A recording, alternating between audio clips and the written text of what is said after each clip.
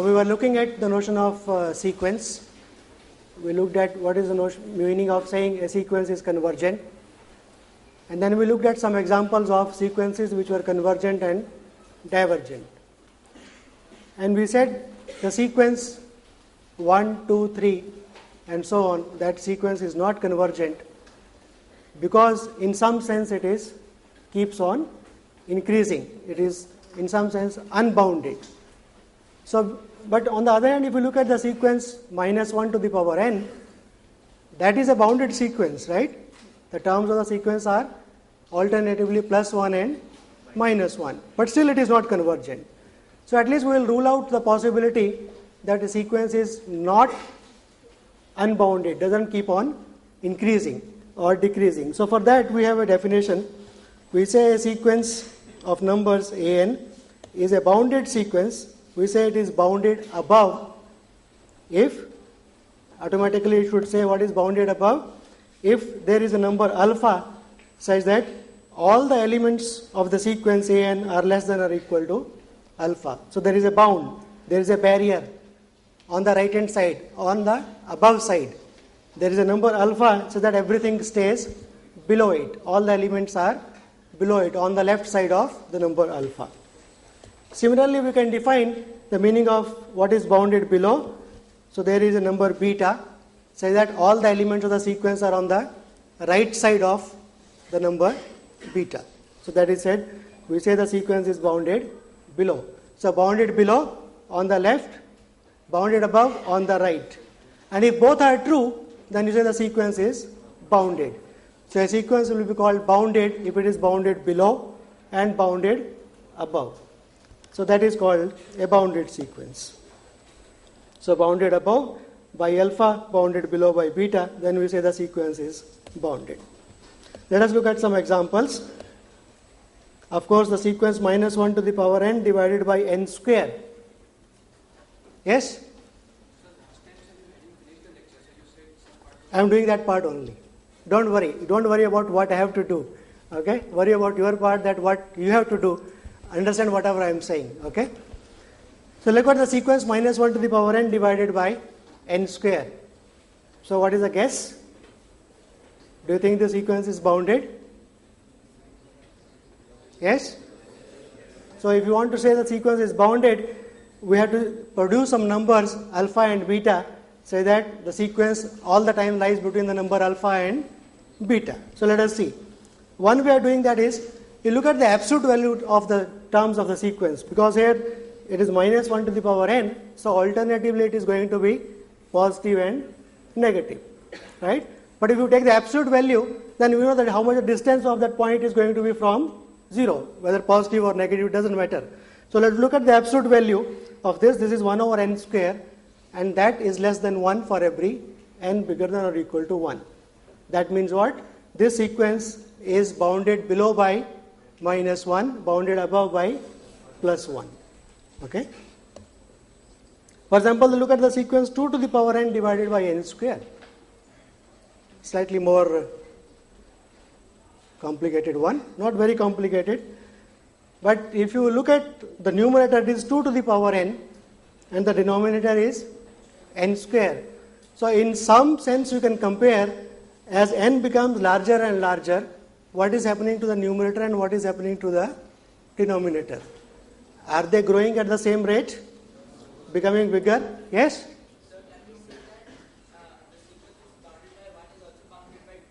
Naturally, if it remains above, say, minus 1, it will remain above minus 2 also. It will remain above minus 3 also.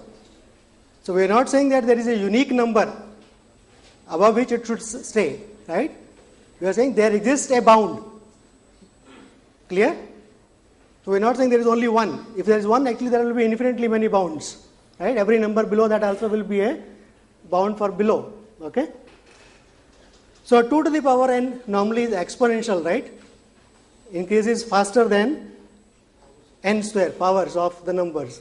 So we expect that this will keep on growing, right? So you can try to do it as exercise on induction, that 2 to the power n is bigger than n square, which is of course bigger than n for n bigger than or equal to 5. So from 5 onwards, the terms of the sequence will keep on increasing and it will be bigger than n. So it will be a unbounded sequence. It is not bounded above, but all are non-negative numbers. 2 to the power n divided by n square is non-negative. So it is bounded below by say 0. It is bounded below but not bounded above. Clear to everybody? Yes or no? Okay, probably I should say some it's not clear to, if I ask a question, is it clear, and no response comes, I will take it as it's clear to everybody now onwards. So that is a theorem, okay, or axiom for this class. If I ask, is it clear to everybody, and I don't hear anything, that means there is no dissent. Nobody says that I have not understood, I will go ahead. Now let us prove a very important theorem which gives us also a criteria how to decide whether a sequence is convergent or not. And the theorem says, now look, supposing a sequence an is convergent. Supposing a sequence an is convergent. So what does that mean? Saying a sequence is convergent, so let us say a sequence an is convergent to a limit L. What does it mean? That means all the terms of the sequence will be close to the number L, right, after some stage onwards. So let us say given epsilon greater than 0, if I look at L minus epsilon n, L plus epsilon, an interval like this, then from some stage onwards, say n greater than or equal to n naught, I will find a stage n naught, so that all the ans are inside for n bigger than or equal to n naught. That is convergence. So how many terms of the sequence are outside this interval now? L minus epsilon to L plus epsilon. Possibly A1, A2 up to AN naught minus 1. So one of them may be here, other may be somewhere A2, somewhere A3 and so on. Only finitely many. But that means you can clearly see I have a bound. The sequence cannot be unbounded. There will be some smallest number above which all the elements of the sequence will be there. There will be a biggest one below which all the elements of the sequence will be there. Because all except finitely many are inside this, right? L minus epsilon to L plus epsilon. Only finitely many are outside. So I will look at those finitely many and decide which is the smallest one, which is the biggest one. Then all the elements of the sequence will be between these two bounds. So what does it prove? That proves if a sequence is convergent, then it is also bounded. Clear? This is the proof. So let us go through the theorem. If an is convergent, then it is bounded. So that is the first theorem that we come across. So proof, we have already given you the proof, but let us see how do we write it. So since an converges to L, that means given any epsilon, so I can choose say epsilon equal to 1. Okay. There exists a stage n naught, say that an minus L is less than 1 for all n bigger than or equal to n naught. Right? That means saying, if I look at the interval L minus 1 and L plus 1, that contains all the elements of the sequence an except the terms before n naught. Right? So that is what I have written here. All the elements are, right, this interval. So what I will do, now I have to choose only that minimum and the smallest and the biggest one. So let us write alpha equal to maximum of A1, A2, A n naught minus 1, the first few terms which are possibly outside, and L plus 1. Let us look at the biggest of these numbers, call that as alpha, and call beta to be the number which is minimum of the finitely many which possibly are outside, and L minus 1. Then what will happen? All the elements of the sequence will be between alpha and beta. Then beta is a minimum, will be less than or equal to n, less than or equal to alpha for all n bigger than or equal to 1. Clear? Geometrically it was very clear what is the we are doing. There is an interval in which everything lies except finitely many. So look at which is the minimum, which is the maximum, and that is the bound. So that says, so we have got a necessary condition for a convergent sequence. That if a sequence is convergent, then necessarily it has to be bounded. So it's a one-way thing. But all the necessary conditions in mathematics are very useful. In what way they are useful? In proving that something is not convergent. So if supposing a sequence is not bounded, then by this theorem I can say it cannot be convergent. Right? Because if it were convergent, it should be bounded. But it is not bounded, it is given to be unbounded. So all unbounded sequences are not convergent. So if you are given a sequence and if you are able to prove it is not bounded, then you can say it is not convergent. So that is the property of necessary conditions. It helps you to decide something is not true. Right? So this is how we use it. So let us look at some examples. For example, the sequence minus 1 to the power n, right, alternatively plus and minus 1, that is bounded but not convergent. So this also says that in the theorem, the necessary condition that convergence implies bounded is not sufficient. It is not a if and only if theorem. It is only one way. Convergence implies bounded. Bounded need not imply convergent, and this is one example of that. Right, now let us look at some more theorems. Yeah. What is it? Minus 1 to the? 1 by n square. 1 by n square. Yes? Is it convergent? You tell me. Is the sequence 1 over n square convergent? Yes. To what limit? Yes. What is the problem? Is it bounded? Is it bounded? By the theorem it says yes, it has to be bounded. Can you give me the bounds? So is infinity a bound? Where is infinity coming? Infinity is not a number. Okay. You are still confused. If I say n greater than equal to 0. Think about it. You agree it is convergent? It must be bounded. So exercise for you. Find bounds for it. It is exercise for you. Okay? And if you are not convinced, then you ask in the tutorial problem. Sir, how to find bounds for the sequence 1 over n square? Okay? Convergence is clear. Theorem that convergence implies bounded is clear. So, as a consequence, it has to be bounded. Find the bounds. Exercise for you alone. Okay? Right. Let us look at some theorems which help us to decide about more complicated sequences. And the theorems, you have come across them in some other forms. So it says, supposing xn and yn are two sequences, say that xn is convergent to x and yn is convergent to y. Then the following holds. The sequence xn plus yn is also convergent.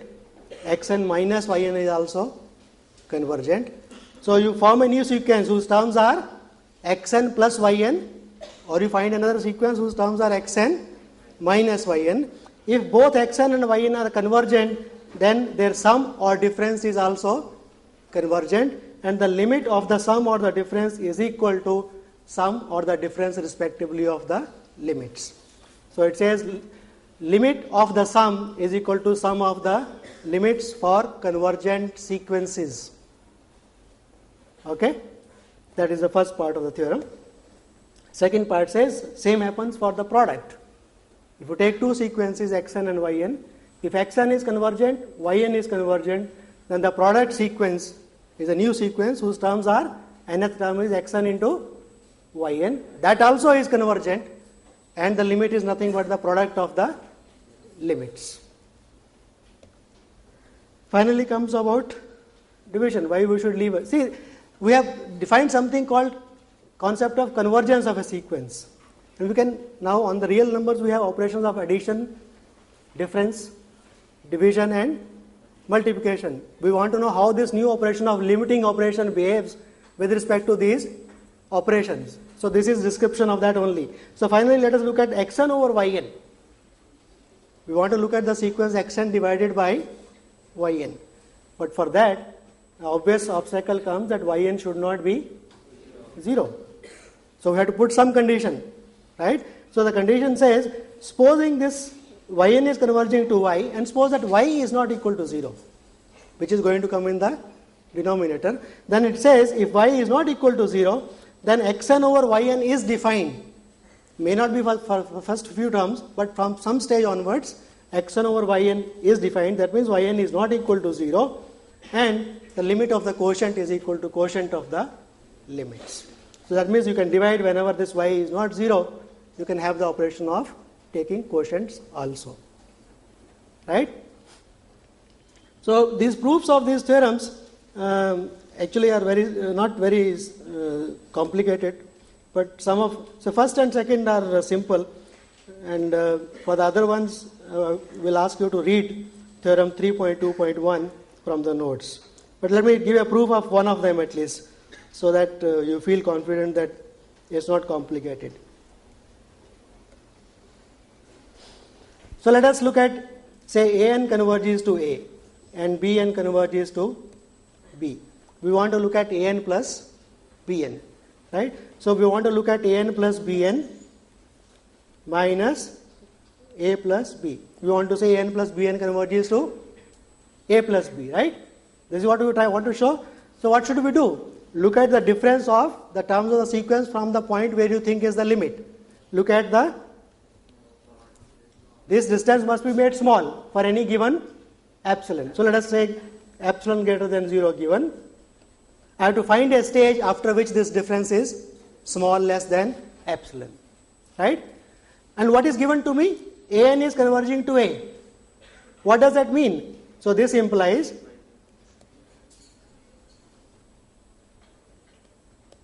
that absolute value An minus A is less than epsilon from some stage, and similarly Bn minus B is less than epsilon from some stage. So first one is true from some stage, second one is true from some other stage. So if I go beyond those two stages, then from that point onwards both will be true. First one holds for say n equal to bigger than 100, second one holds for n bigger than 300. Then if I go beyond 300, then both will be true. So if I look at the maximum of those two stages, then beyond that both will be true. So I know An is close to A, Bn is close to B, and here I want to look at this difference. So that gives me an idea. I should combine An with A, I should combine Bn with B. So I should write this as An minus A plus Bn minus B. I know this is small, this is small. I want to bring them together, separate them out. So now triangle inequality helps me. Absolute value of this plus this is less than absolute value of the first one plus absolute value of the second one. This is less than epsilon plus epsilon, right? So that comes with 2 epsilon. From that stage, from what stage? Which is bigger than the stage for this as well as for this. But this 2 epsilon is not a very big problem. I can make it epsilon. Because this was true for every epsilon, so I could have made this as epsilon by 2. Now I go back and revise if I want very nice looking result. Otherwise, because epsilon is arbitrary, so 2 epsilon is also arbitrary, it doesn't matter. So I could have made this also by 2, so by 2, and then this 2 goes off. So this will prove if An converges to A, Bn converges to B, then An plus Bn converges to A plus B. This proof is there in the notes, so you don't have to note it down anything. Just try to understand the arguments, what is the point involved, what is the crucial stage involved in this, right? So read these proofs, other proofs from the notes. So I have listed the theorem here. The proof of the product and the quotient is slightly complicated. It's not very easy. So read it and see how complicated it is. But from examination point of view, those proofs will not be asked. So let me assure you that proof of product and quotient are not part of examination, but part of knowledge, yes. Okay, those who feel motivated enough, they read and they will understand what is involved in proving something as simple as the product of convergent sequences is also convergent. Okay, basic ideas are same, but something more is required. So let us conclude. Our theorem says that we have got now many tools at our hand to look at convergent sequences. If An is convergent, Bn is convergent, An plus Bn is convergent, An minus Bn is convergent. What about, say, alpha times An? Can I say that is convergent? Okay, let me ask the question, probably at this stage. An converges to A. Can I say 5 times An converges to? But needs a proof, right? Again, given epsilon, there is a n naught, right? You can write down a proof very easily. Or you can use the theorem now. Look at, so this is also a sequence. is a constant sequence. You can think 5 as a sequence Bn, where each Bn is equal to 5. B1 is 5, B2 is 5, B3 is 5. So this is a constant sequence. So do you think constant sequences are convergent? Because they don't go anywhere. So they stay at 5.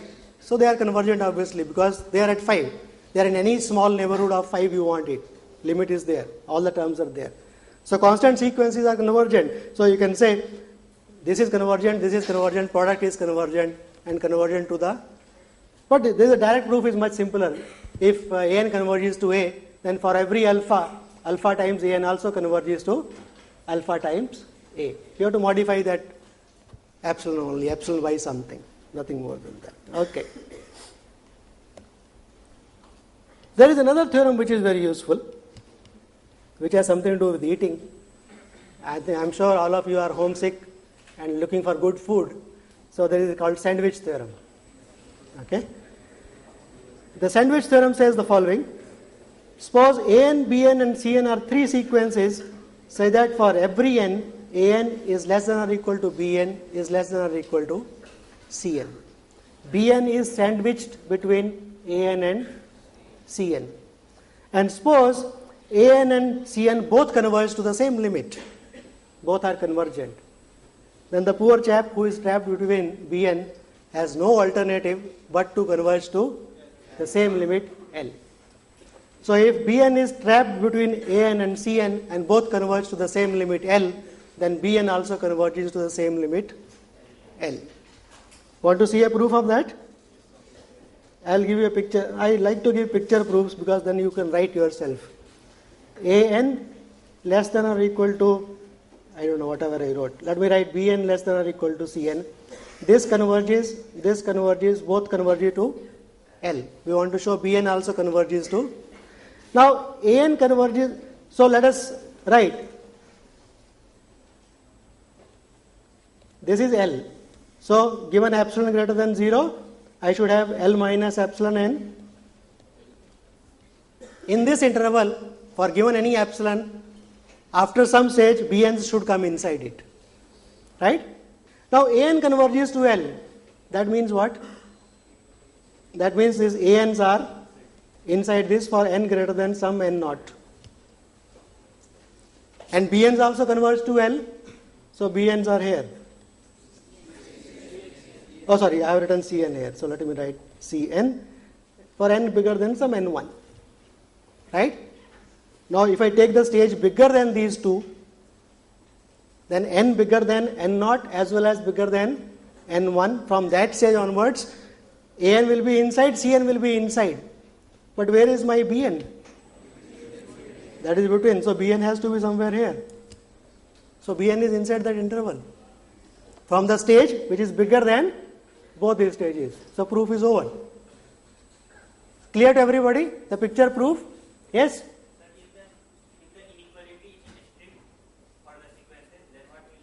Inequality, it can be strict, doesn't matter. I give you a proof here. 0 less than 1 over n. Okay? Less than what shall I write here? Something more I want to write. See, inequality can be strict still, but both can still converge. This is less than or equal to is enough. Even if you have An less than Bn less than Cn, okay? So say less than 2 by n. Okay? Is it okay? This inequality is strict. Where does this sequence converge? Where does this sequence converge? 2 by n. So 1 over n should converge to 0. It's a limiting thing, so don't worry about. You see, there are infinite stages to be covered till you reach. So inequality can be strict, but eventually when the limits could be equal. So 1 over n is always bigger than 0, but the limit is equal to 0. Right? So in this, even if An is strictly less than Bn less than Cn, and still this is true, that An converges to L and Bn converges to L, then Bn will also still converge to, no problem. See, this is a weaker condition. An less than or equal to is something weaker than saying An is strictly less than. I am saying even if a weaker condition is true, still the result holds. You are putting a stronger condition. Your condition will always imply this weaker condition, right? Clear? Okay. So that is the proof for the sandwich theorem. All the details are absent and all that is in the notes. So, or any other book you may be referring, you can always refer there and read the proofs. So Bn converges to L. So let us, for example, look at an application of this kind of results. Look at the sequence Bn, which is sin to the power 5n divided by n square. Right? Now, if you try to prove it by definition, you give an epsilon, find a stage and all that may not be very difficult but slightly complicated. But let us look at Bn. What is the absolute value of sin? Sin is always between absolute value less than or equal to 1. So, Bn is always less than or equal to 1 over n square, which is less than 1 over n. So, this is 0 constant sequence, converges to 0, 1 over n converges to 0. So, Bn has to converge to 0 by sandwich theorem. So, by sandwich theorem this converges to 0. So, now that day somebody asked how do we try to prove sequences, or somebody asked. So, now you see more tools are coming to you handy. To prove something is not convergent, try to show it is not bounded. If you guess that you can split it into sum of two terms, product of two terms, difference, sandwich, all these kind of techniques are available to you to try to prove that something is convergent. But then you have to make a guess somehow, right? You have to think what could be applicable in that scenario. So let us look at slightly more special kind of sequences which are useful also, which are called monotone sequences.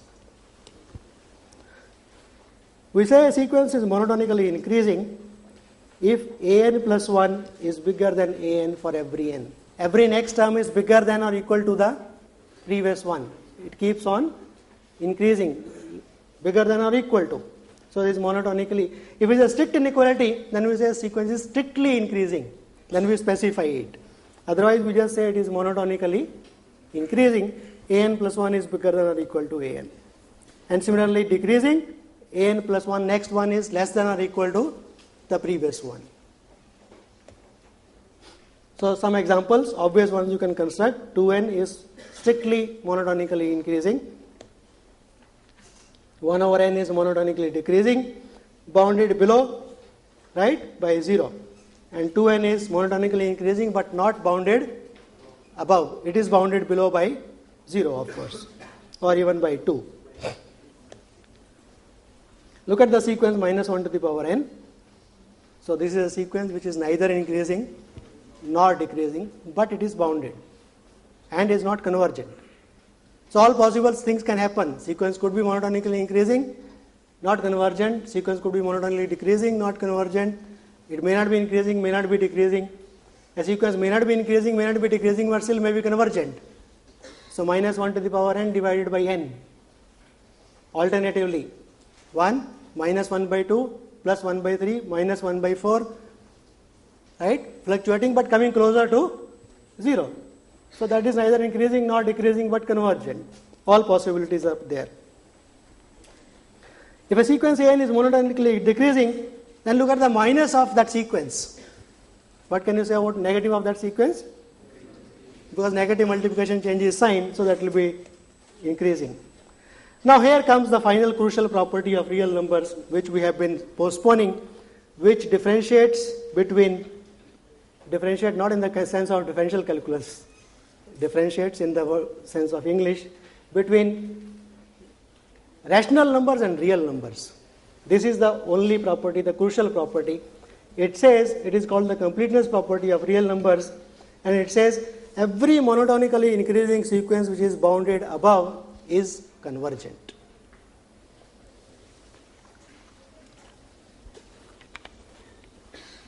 Looks intuitively very simple and straightforward assumption or a property. If something is increasing, imagine on the number line, points are there, one on the right, next one on the right, next one on the right, but there is a barrier, they cannot go beyond a barrier, they are bounded above. Then what should happen? They should get cramped and cramped, right? If they are increasing, they should get cramped and come closer to say value. Intuitively, geometrically, it is very clear, it should happen. This property is not true for rational numbers. You can have sequences of rational numbers which are bounded above, but they do not converge to a rational number. They will converge, of course, to a real number. That's the need for real numbers. Rational numbers are expanded to accommodate such limits also. This property is not true for rational numbers. One can construct examples explicitly, right? That there are examples of sequences of rational numbers which are monotonically increasing and bounded above, but not convergent to a rational number. That means in the field of rational numbers, this property is not true.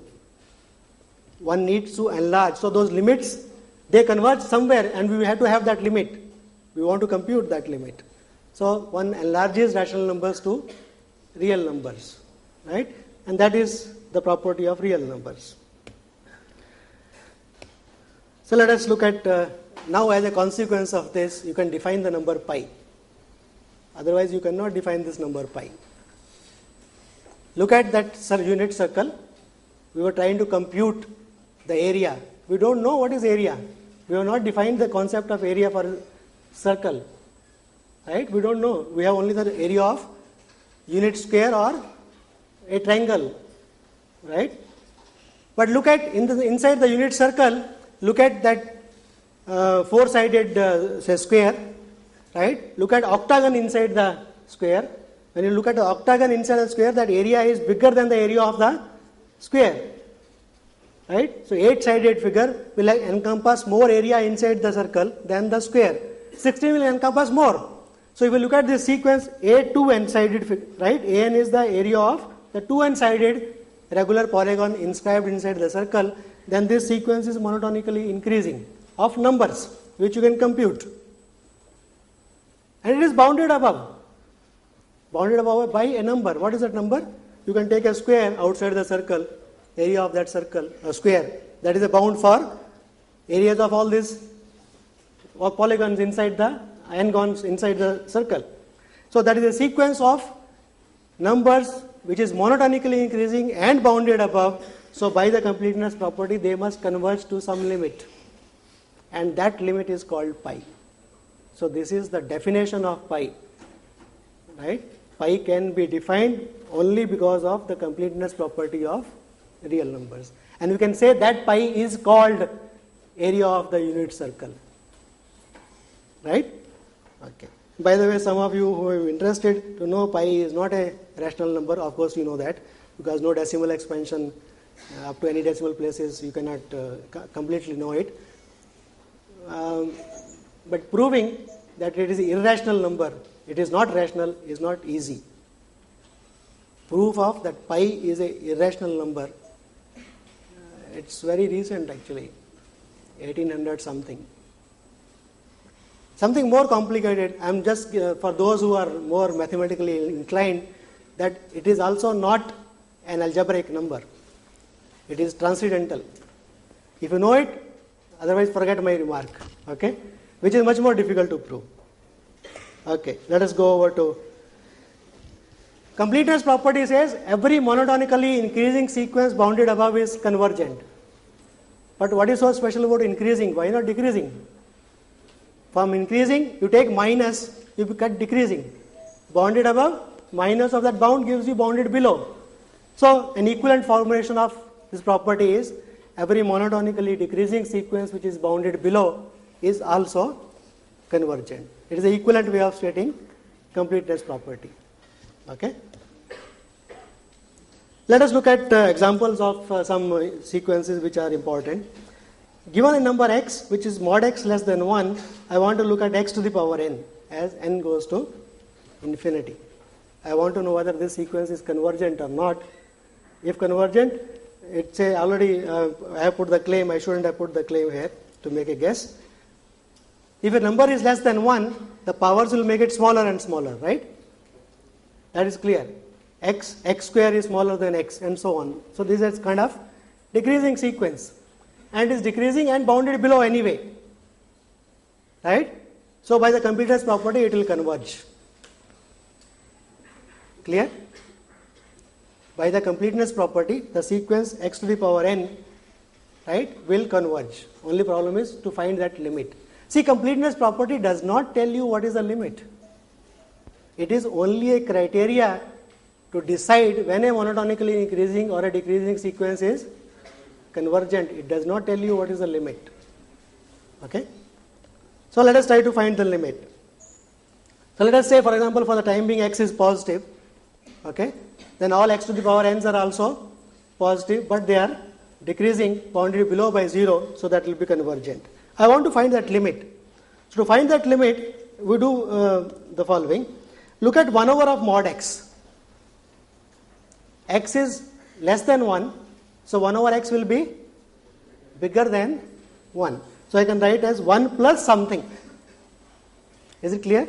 1 over mod x can be written as 1 plus some h, where h is bigger than 0. I want to look at x to the power n. So let us compute. So 1 over mod x to the power n is equal to 1 plus h to the power n. Now right hand side I can expand and do something by using binomial theorem. So I use binomial theorem and expand. So 1 over mod xn, I can write it in the form of binomial theorem. 1 plus nh plus so on, right, h to the power n. But now I forget all the terms, first term and the third term onwards, and keep only the term nh. So I get 1 over mod x to the power n is bigger than n times h, where h is fixed. Right? H is fixed. So what does it give me? Invert them. So you get mod x to the power n is less than 1 over nh from here.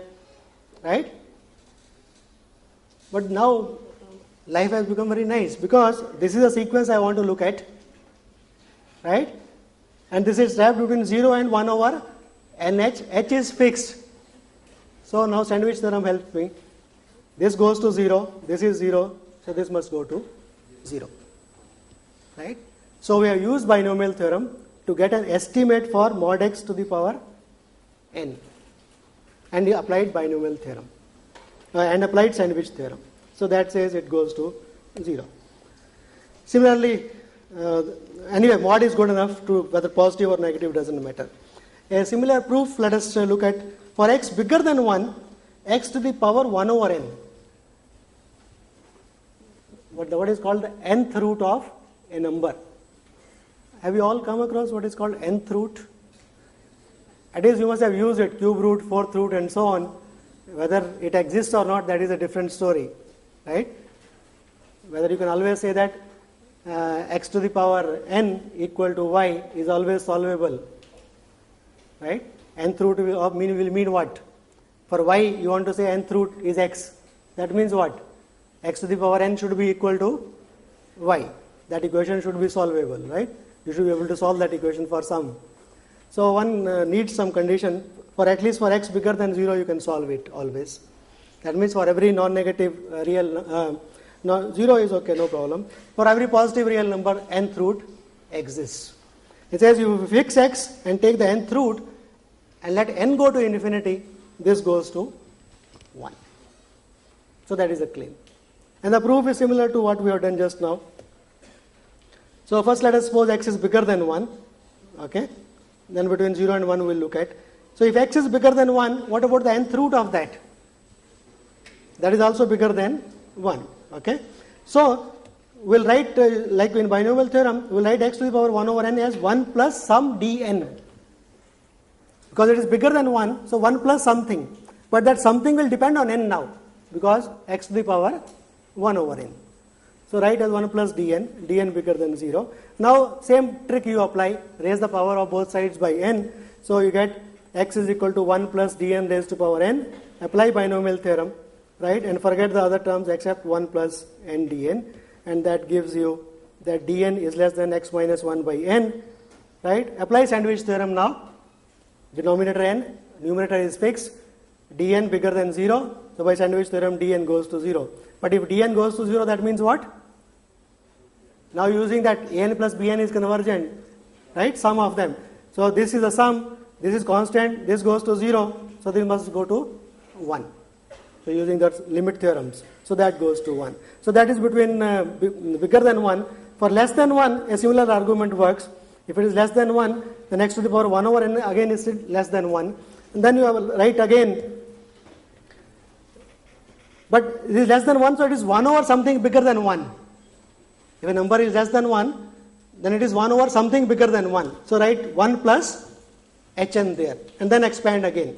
And use the fact that this is bigger than nh, the same estimate, and that shows it goes to 0. Right?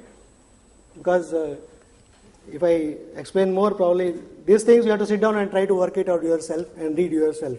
So basic idea is, you want to show a sequence x to the power n or x to the power 1 over n is convergent. Basic idea is, try to use the fact that it is bigger than 1 or less than 1, trap it between some known sequence whose limit you know, apply binomial, apply sandwich theorem. Right? That is the idea of the proofs. So that goes to constant equal to 1, it goes to, so that is okay. Right. Let me say something more about this notion of limit. Till now we have looked at limit of a sequence xn converging to a real number, say a, right? Sometimes what happens, like the sequence say n, the sequence n is increasing, right? But we know surely it keeps on increasing and goes to something very, very, very large or very, very large. We don't know what the number is. There is no number actually. So such kind of things we know surely happen for some sequences, and we want to formalize it, right? So that is where the concept of going to infinity comes. So let an be a sequence of numbers. We say the sequence an converges to plus infinity. Mind it, plus infinity is not a real number. It is just a symbolic way of writing something which we will follow. So we say that an converges to plus infinity if, what should happen? You give me any positive number, I should be able to cross it. Right? It should be bigger than anything real. Right? You will say it, so we say that it converges to plus infinity if an is ultimately bigger than alpha. What does ultimately mean? Means after some stage onwards all the terms are bigger than first few, doesn't matter. In a sequence, when you are analyzing the behavior of a sequence for large n, an, first few terms are not going to matter for the convergence or divergence of a sequence. They can behave any randomly. What happens to the tail, that is always important. In a sequence, convergence or divergence always depends on the tail of the sequence. That is important. So it says ultimately. So ultimately means what? Given any alpha bigger than alpha belonging to R, there is a stage so that an is bigger than alpha for all n bigger than or equal to n naught. From the stage n naught onwards, all the terms are on the right side of alpha. And that should happen for every alpha, howsoever big it may be. Intuitively it is okay, that conceptualizes what you can say converges to plus infinity. Yes? Intuitive idea of an goes to plus infinity or converges to plus infinity.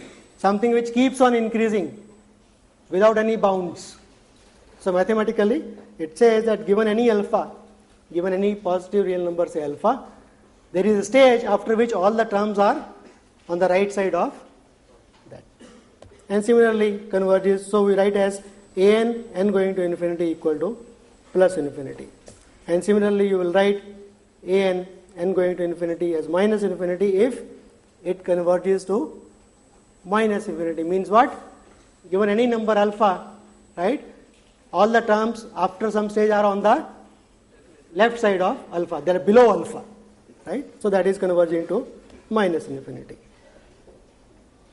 So if we say a sequence is divergent properly, now we can say if it converges to plus infinity or minus infinity.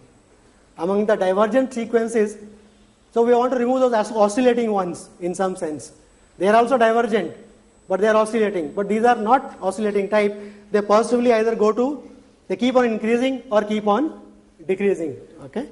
So they are called properly divergent sequences. So some examples, 2n, right? n, 2n, they all go to plus infinity because you can always make them larger.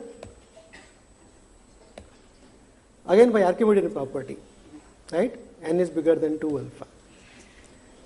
A raised to power n when a is bigger than 1. Let us look at that. A number bigger than 1 that is fixed is powers we are taking. Right? Say 2 to the power n, something like that. So intuitively it's quite clear, this should also keep on increasing, it should go to infinity. But a proof is required. That means what? You want to show that it crosses any stage alpha. There is a stage, given any alpha, there is a stage n0, so that a raised power n is bigger than alpha for all n bigger than or equal to n0. That has to be written. So that is not that straightforward. Again, binomial theorem has to come into picture. So because a is bigger than 1, we write a as 1 plus b. And then look at the power a to the power n, that is 1 plus bn. And then forget about everything else, only look at n into b. See, because an is bigger than n into b, in some sense multiple of n, which I can make as large as I want by Archimedean property. Right? So that is the basic idea. Saying something is going to infinity, you compare it with n times something positive. If you can say it's bigger than n times something positive, then Archimedean property will say it goes to plus infinity. Right? So that is the basic idea. So bigger than nb, so by Archimedean property you can make it and so on. So that goes to plus infinity. So let me finally write some very intuitively obvious results here, which says if n is a sequence of real numbers and converges to plus infinity, then it is not bounded above. I'm just rewriting those things again in a different language. If an converges to plus infinity, then it cannot be bounded above. Clear? Because converging plus infinity, it should cross over any stage, any number. Bounded above means what? It cannot. So that is obvious. It converges to minus infinity, then it is not bounded below. Similarly, if an is monotonically increasing and not bounded above, then it must converge to plus infinity. Right? If it is increasing and not bounded, it keeps on increasing. Right? So it should go to plus infinity. And similarly the other one. So let me just probably summarize now. This is a concept which first time I think we are coming across, convergence of a sequence of real numbers. So what we have done is we have looked at the notion of a sequence of real numbers. So a sequence is an iterative process of observations. And given a sequence, one is interested to know what happens for large values of n, what happens to this number, this sequence of numbers. Right? So the question is like, do they come closer to some value, or they keep on increasing, or they keep on decreasing, and what happens? So the important thing was what is called the notion of convergence of a sequence to a limit. So an converges to a limit L, provided given any small neighborhood of that limit, a tail of the sequence must come inside. So what is a small neighborhood? So mathematically you will write as given epsilon bigger than 0, there is some n naught such that for all stages n bigger than n naught, the number an, the terms of the sequence, lies inside the interval L minus epsilon to L plus epsilon. Or you can say in terms of the distance between an and L, absolute value of an minus L is less than epsilon for all n bigger than or equal to n naught. That is the notion of convergence. But that should happen for every epsilon. Keep in mind, when you want to prove something is convergent, you have to prove it for every epsilon. And if something is given to be convergent, then you can pick up any epsilon, depending on what you want to do with it. Right? Like when we said that if an is convergent, then it is bounded. Right? So we said because if an is convergent, so given epsilon equal to 1, say, all the terms of the sequence must be between L minus 1 and L plus 1. Right? I could choose an epsilon if I like. I need not. Similarly, when I wanted to say if an converges to A and Bn converges to B, then An plus Bn should converge to A plus B. Then I said given epsilon, An minus A, absolute value is less than epsilon by 2. Instead of epsilon, I wrote epsilon by 2 because it is true for every. So in particular, it is also true for epsilon by 2. Right? So when it is given convergent, epsilon is your choice. Right? When you want to prove something is convergent, it is not your choice. It has to be for all. Right? There should be no restriction on epsilon. So that is a major thing on convergence of a sequence. Then the limit theorems. One, sum of the limits is equal to, right?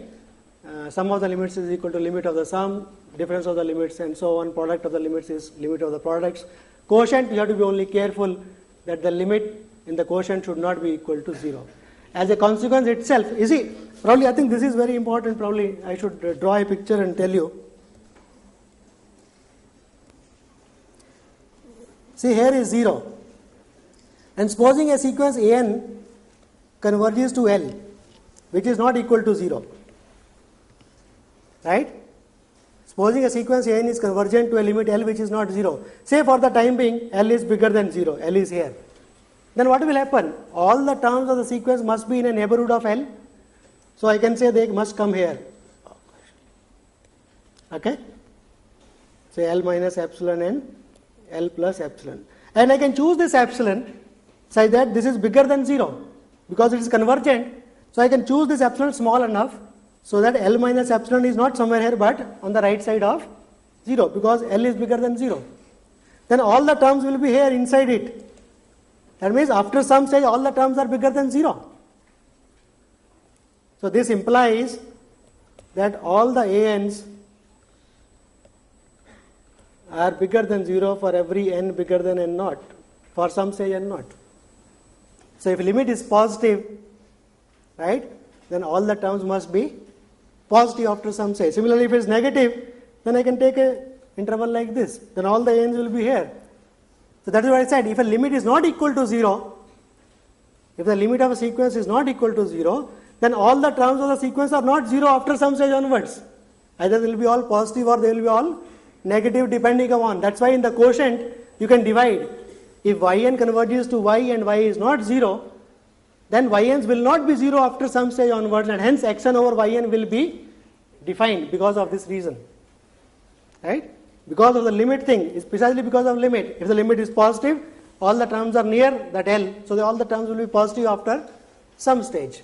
And similarly negative, all the terms will be negative after some stage. So this also says that supposing an is bigger than or equal to, say an is strictly bigger than 0 for all n, and I know an converges to L, then what can you say about the limit? L will be greater than, could be equal to, no?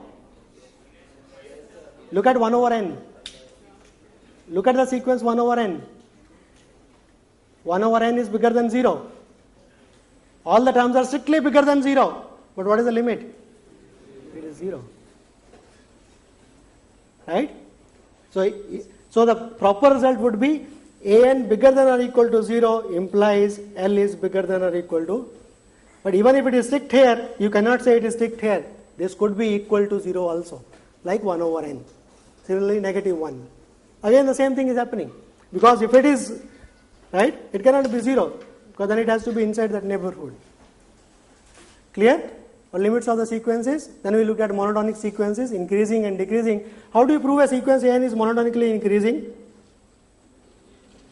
If you want to prove it actually, then either you look at an plus 1 minus an and show that is bigger than 0. Right? Then an plus 1 will be bigger than. Or another way could be you can divide. That is bigger than or equal to 1. There are two ways of showing a sequence is monotonically increasing, either by the difference or by dividing. Look at the sequence. Maybe the sequence an has some powers involved in it. So when you divide, some powers will cancel out. It will be easier for you to prove it. Sometimes difference method is easier to apply, right? To prove something is increasing or decreasing, right? And use whenever required completeness properties to say that monotonically increasing bounded above will be convergent, and then try to prove what is the limit of that. So concept of sequences, I hope it's clear to everybody. Okay, let us stop it.